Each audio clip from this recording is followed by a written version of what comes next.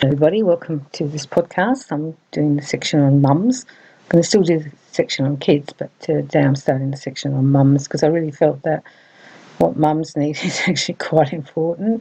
If you're a mum, you might be listening to this. If you have a mum or grandma, you might be listening to this. And if you have some friends who are like a mum to you, this podcast will help.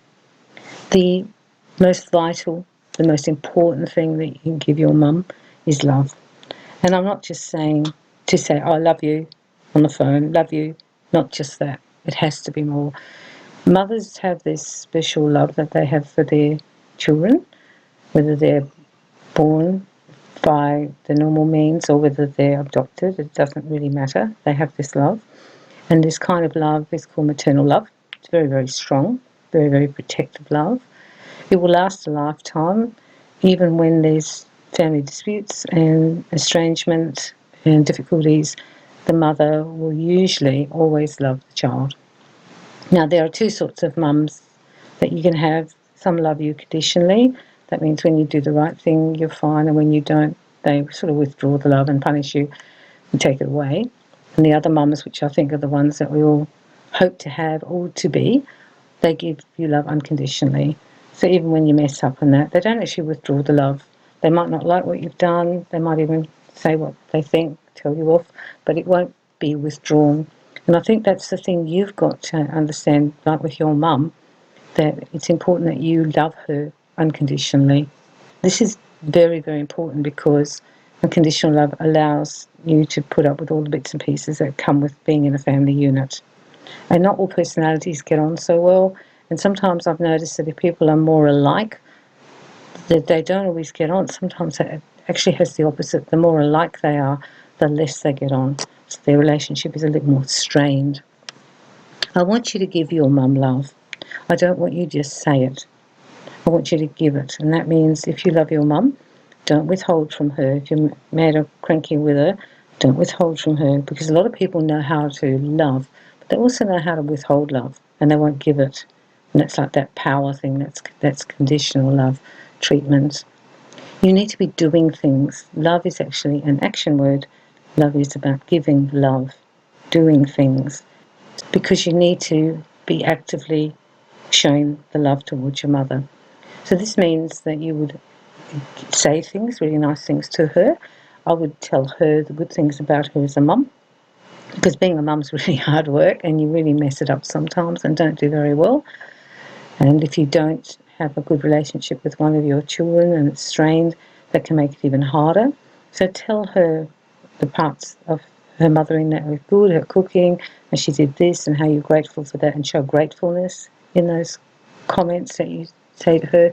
You can even send her a letter, you can even send her a card and write on the side all the good things. She'll probably keep that and put it in her little treasure box, as mums do. The other thing is to show love physically, and that means hugs and kisses. Hold her hand when she's upset. Give her a special hug when she's having a hard time. And also be in her physical presence.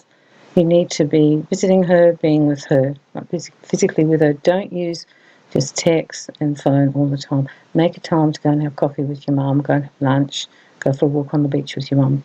You need to be in that physical presence with her, because remember, when you left home, she missed you, and she probably still continues to miss you on some level.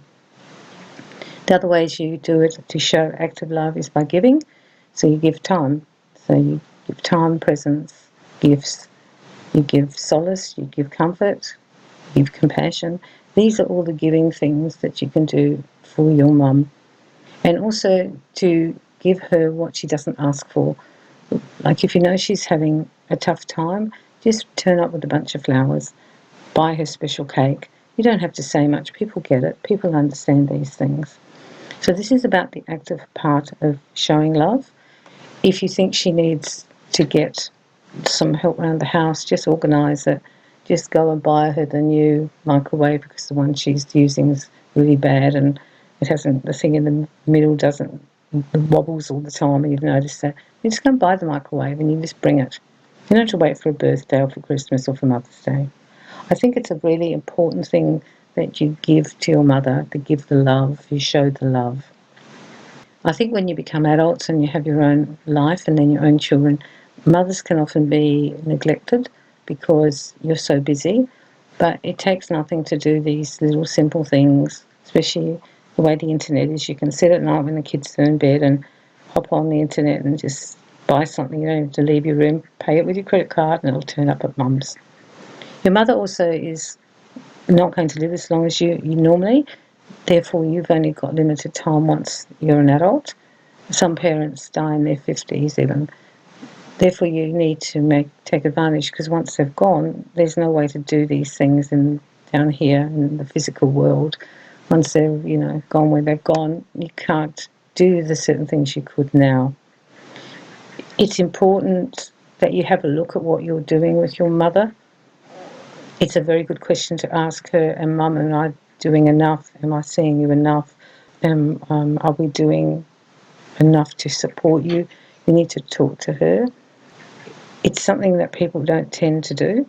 They don't actually ask the person, am I doing enough? Do you want to see me more? Do you need more help? Do you need any financial help? Any of these things.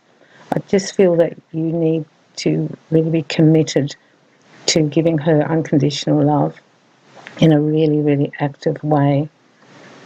If the relationship's been strained, this is the one thing that can help, that you let go of your anger and your hurt from whatever's happened and the grudges.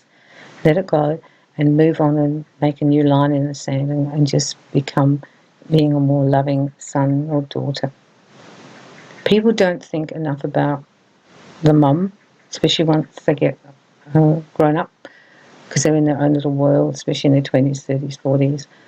But remember that, you only have your mother for so long, and it's important that you make that time a cherished time, a treasured time.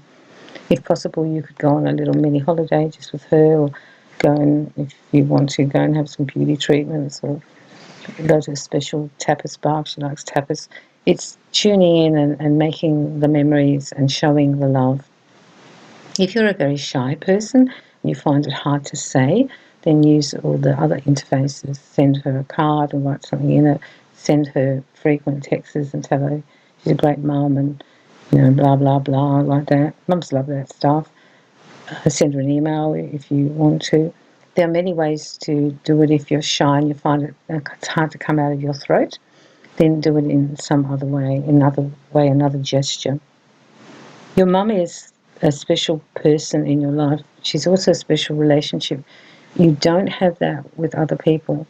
You might end up getting a stepmom and have a great relationship, but it will be still different to your maternal mother. This is because of the genetics, and also that you've spent a lot of your early life with that person, possibly, rather than the stepmother.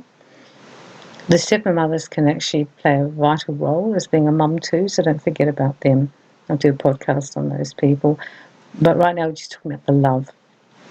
You cannot give too much love to a person. They will absorb it.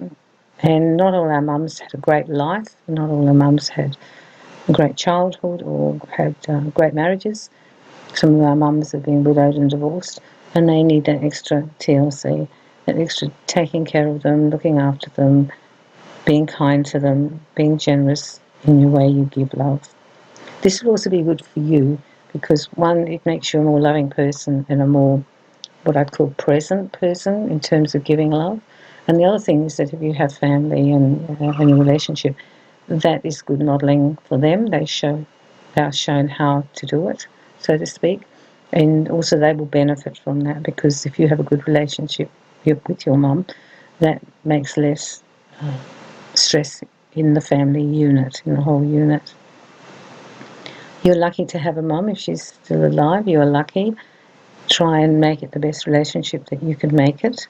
And I'm telling you that if you show love, give love, be that kind of unconditionally loving child to your mother, that in the most part there will be great healing. And if the things haven't been going all that well, it's great possibility for healing. You can also send your mum love, like in your prayers at night. And if you're that type of person who has those belief systems, you can pray and ask God to help your mum in your relationship. If you're spiritual, you can pray and ask the universe. You can do it in the way that works for you.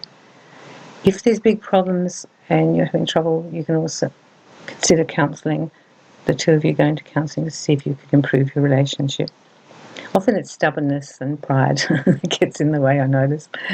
So you might want to look at that. So love your mum, be good to her, make it a great relationship, and cherish it, because she is really on loan to you, because mums will usually be 20 or 30 years older than you, so they're going to go earlier than you usually. Therefore, it's important that you really consider that. They're not going to be there forever. I hope this podcast helped you to think of ways to show love to your mother, and forgiveness and reconciliation too. Very, very hard to be a mum. You never get it quite right. And you always look back and think, oh, maybe I shouldn't have done that, or could have done this bit better, or whatever. And if your mum's come out of a difficult childhood, she will have less tools to be a good mum. It'll be harder for her because of what her background is as well. I hope you have a good week, and I hope you see your mum, and don't forget to love your mum lots. Sending you lots of love and light.